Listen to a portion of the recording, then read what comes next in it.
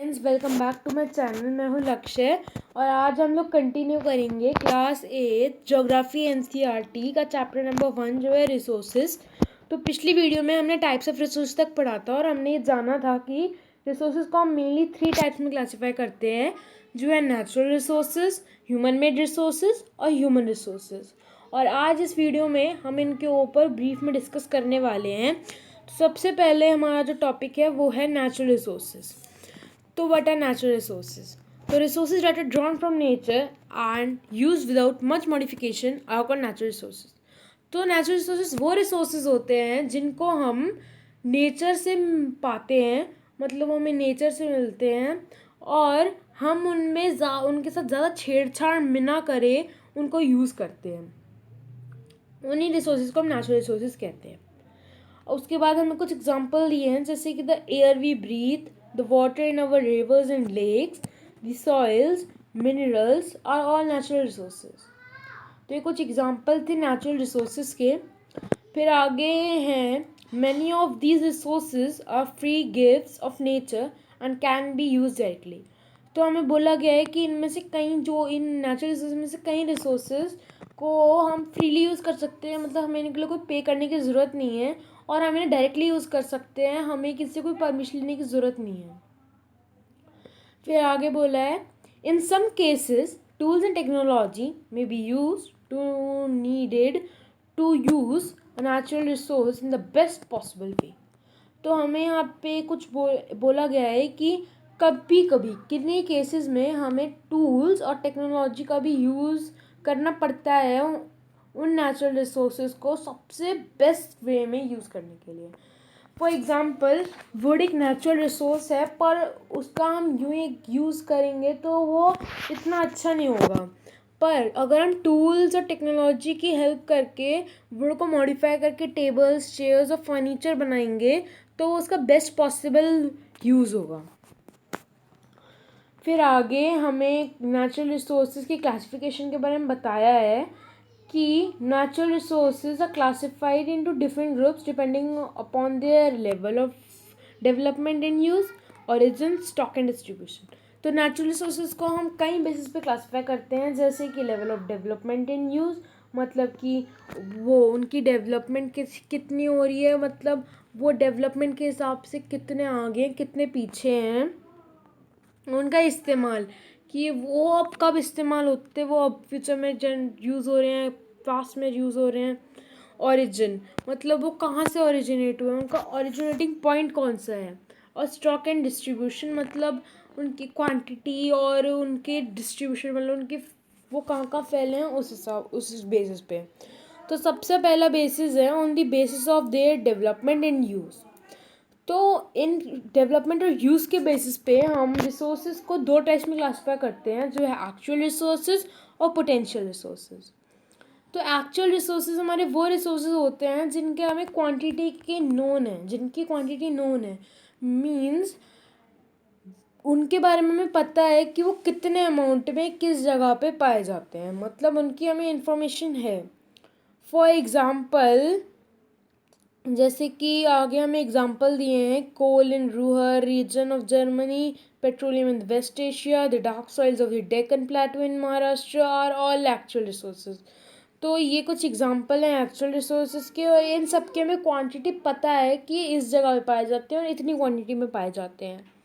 और actual resources वो की एक और ख़ासियत है कि वो ना पास्ट में यूज़ होते थे ना फ्यूचर में यूज़ हो, मतलब हमारे पास प्रेजेंट में उनके लिए टेक्नोलॉजी है उन्हें यूज़ करने की, मतलब हम उन्हें प्रेजेंट में यूज़ कर रहे हैं, हमारे पास वो टेक्नोलॉजी है जिसकी मदद से हम उनको यूज़ कर सकते हैं।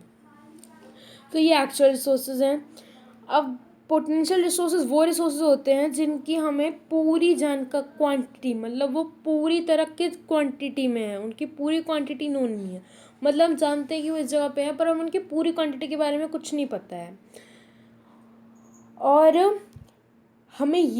ये आज के टाइम पे भी यूज़ नहीं हो रहे हैं, मतलब कि हमारे पास प्रेजेंट टाइम में पोटेंशियल रिसोर्स को यूज़ करने वाली टेक्नोलॉजी नहीं है और ये इनको हम फ्यूचर में यूज़ कर सकते हैं अगर हमारे पास वो टेक्नोलॉजी आ गई जिसकी मदद से हम इनको यूज़ कर सकते हैं। तो The level of technology we have in present time may not be advanced enough to easily utilize these resources. तो ये न हमारे पास अभी शायद वो टेक्नोलॉजी नहीं है कि हम इन रिसोर्सेज को यूज़ कर सकें, तभी हम इन्हें इस टाइम प्रेजेंट टाइम में यूज़ नहीं करते और इनको शायद हम फ्यूचर में यूज़ कर सकते हैं. देन अब हमें एक एग्जांपल दिया है यूरेनियम का. The uranium found in Ladakh is example of potential resource. तो अब यूरेनियम एक सब्सटेंस है, रेडियो एक्टिव सब्सटेंस है, जिसकी मदद से न्यूक्लियर बॉम्ब्स बनाए जाते हैं और ये कई मतलब प्लांट्स में भी मतलब न्यूक्लियर प्लांट्स में भी काम आता है इलेक्ट्रिसिटी क्रिएट करने के लिए. और ये लद्दाख में पाया जाता है और ये पोटेंशियल रिसोर्स का एक एग्जांपल है. फिर high speed winds were a potential resource 200 years ago. Today they are an actual resource, and wind farms generate energy using windmills like in Netherlands. तो अब हमें बोला है कि जो हाई स्पीड मतलब जो आजकल तेज़ हवाएं चलती हैं वो एक एक्चुअल रिसोर्स थे 200 ईयर्स पहले. मतलब 200 ईयर्स पहले हमारे पास ना तो वो टेक्नोलॉजी थी जिसकी मदद से हम इन्हें यूज़ कर सकते थे और ना ही साइंटिस्ट को इनकी कोई क्वांटिटी के बारे में कुछ पता था.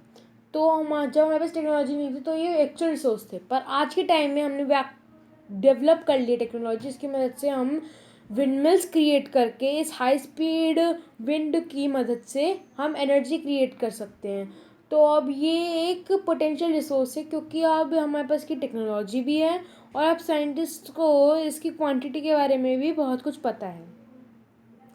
तो इस तरह टाइम के साथ साथ एक एक्चुअल रिसोर्स एक पोटेंशियल रिसोर्स में भी कन्वर्ट हो सकता है.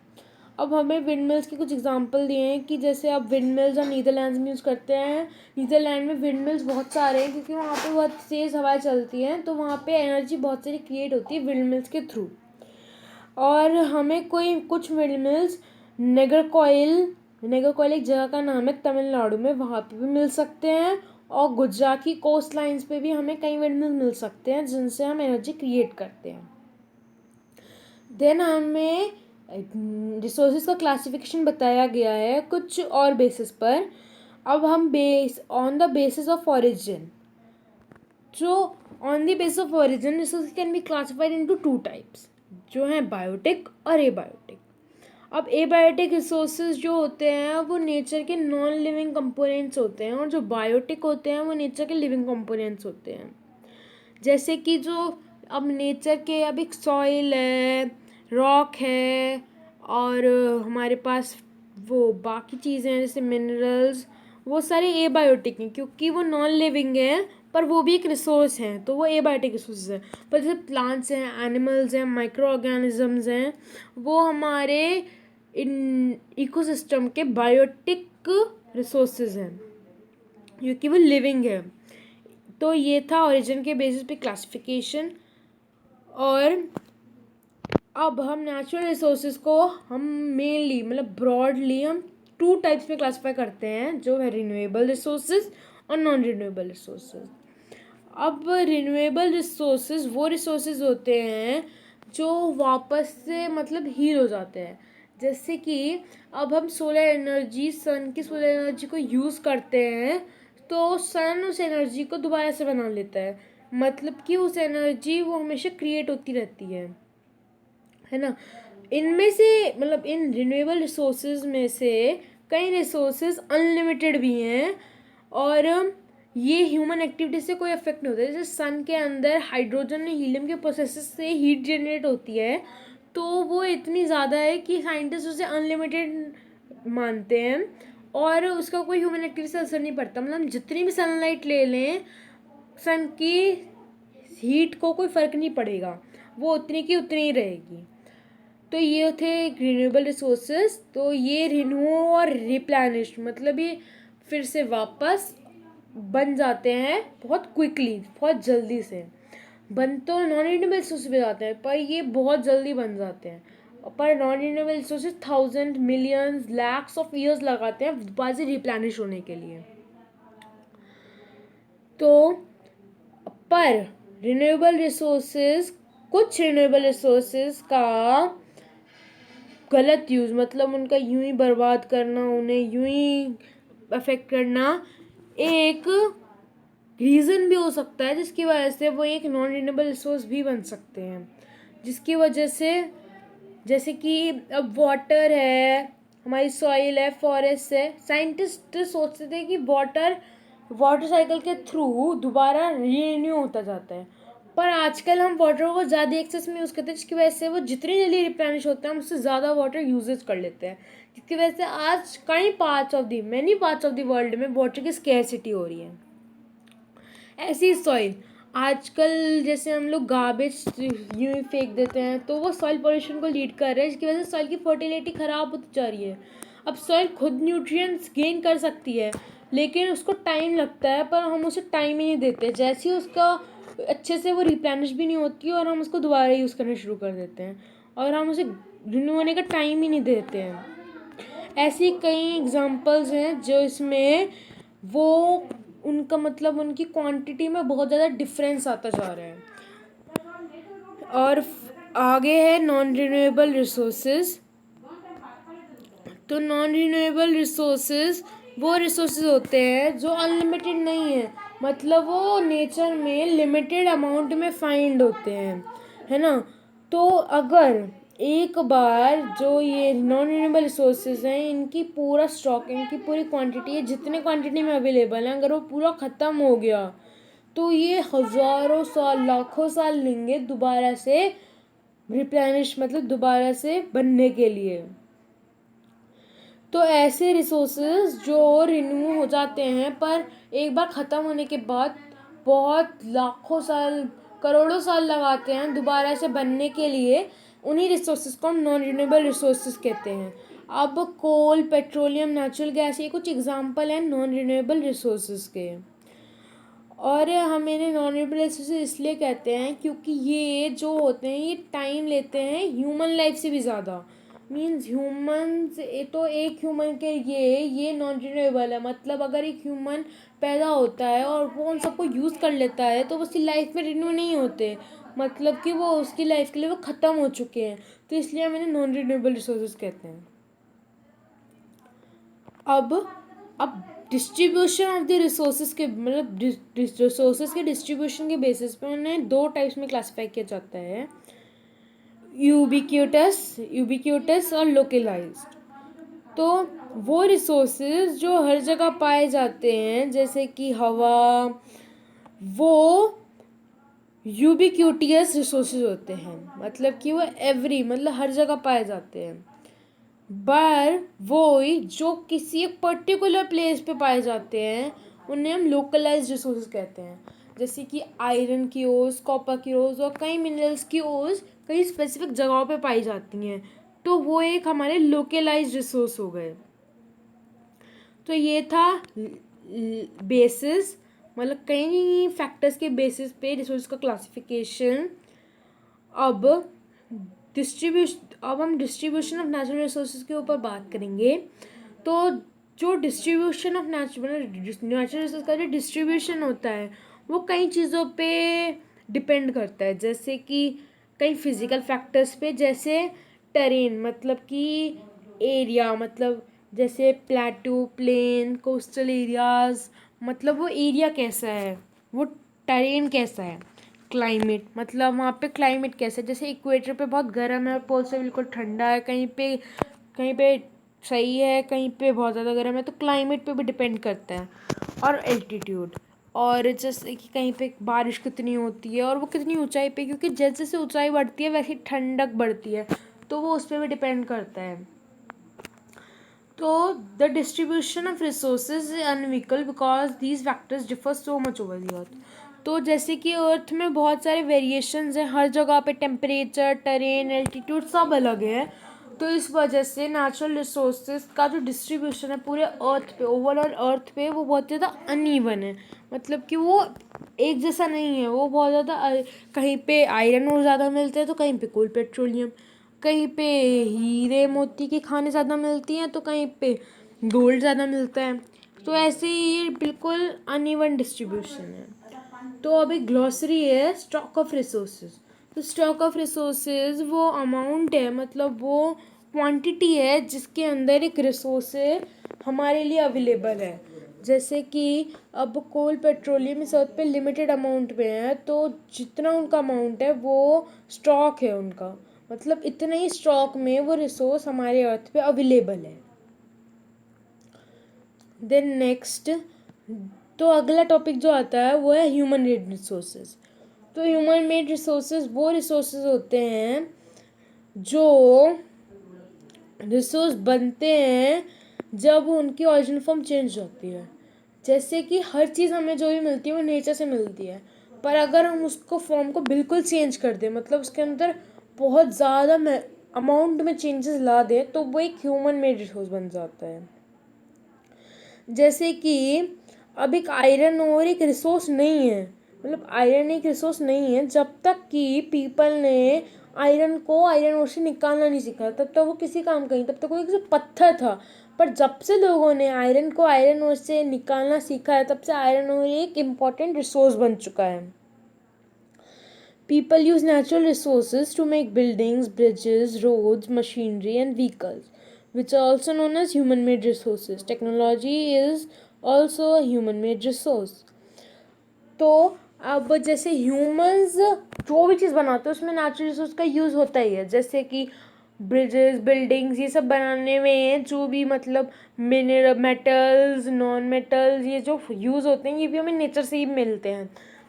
तो मतलब कि ह्यूमन मेड रिसोर्सेज भी एक तरह से नेचर से ही मॉडिफाई करके बनते हैं। अब ये जो टेक्नोलॉजी है जिस पे किसी भी ऑर्डिनरी सब्सटेंस को रिसोर्स बनने का एक फैक्टर है जो टेक्नोलॉजी, वो भी ह्यूमन मेड रिसोर्सेज ही है, क्योंकि ह्यूमंस ने टेक्नोलॉजी को क्रिएट किया। क्योंकि टेक्नोलॉजी होती ही लेटेस्ट आइडिया है और आइडियाज़ को ह्यूमंस क्रिएट करते हैं, तो इससे टेक्नोलॉजी भी एक ह्यूमन मेड रिसोर्स है। अब हमें अब स्टोरी के अंदर जैसे वो मोना वाली स्टोरी थी, उसके अंदर अभी एक और पैराग्राफ दिया है जिसमें लिखा है, so people like us use natural resources to make human made resources, said Mona nodding in understanding. Yes, said Raju. तो फिर मोना पूछती है कि हमारे जैसे, मतलब हम लोग नेचुरल रिसोर्सेज को मॉडिफाई करके ह्यूमन रिसोर्सेज बनाते हैं। मोना ने पूछा, मतलब बोला, एक पॉइंट उठाया, तो फिर राजू ने इसके जवाब में हाँ कहा। तो फिर आगे हमें ह्यूमन रिसोर्स के बारे में डिस्कस करना है। तो व्हाट आर ह्यूमन रिसोर्सेज? तो people can make the best use of nature to create more resources when they have the knowledge, skill, and the technology to do so. That is why human beings are a special resource. People are human resources.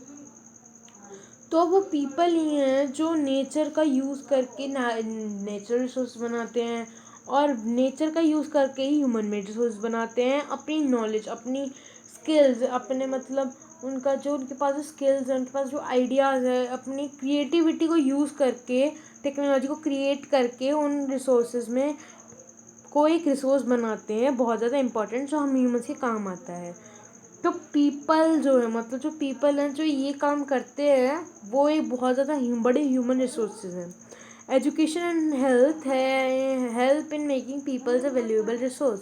तो education और health जो है वो people को एक बहुत ज़्यादा valuable resource बनाते हैं, क्योंकि अब एजुकेशन से ही आदमी, मतलब एक ह्यूमन बीइंग को आइडियाज़ आएंगे, क्योंकि नॉलेज, उसको जितनी ज़्यादा नॉलेज होगी वो उतनी ज़्यादा थिंक करेगा, और थिंक करेगा जब भी वो न्यू चीज़ें क्रिएट करेगा।